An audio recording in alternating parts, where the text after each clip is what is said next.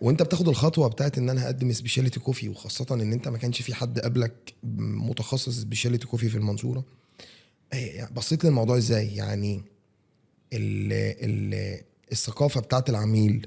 احنا برضو يعني مش تقليلا من حاجه، والله احنا كلنا من محافظات اقاليم. بس الثقافه في القاهره واسكندريه مختلفه تماما عن المنصوره ودمياط وبورسعيد.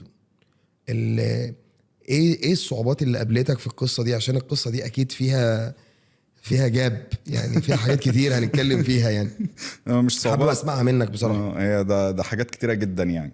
امم. يعني بص، هو يعني احنا دايما متعودين في المنصورة، او ممكن نكون في الاقاليم عموما. يعني لو انت مثلا عايز تبدا حاجه، او انا ممكن بكون شايف كده يعني، ان انت لو مثلا عايز تنشأ حاجه مثلا زي سبيشاليتي كوفي او كونسبت جديد اللي لسه هتيجي مثلا تنزل بيه، لازم يبقى هو براند كبير جاي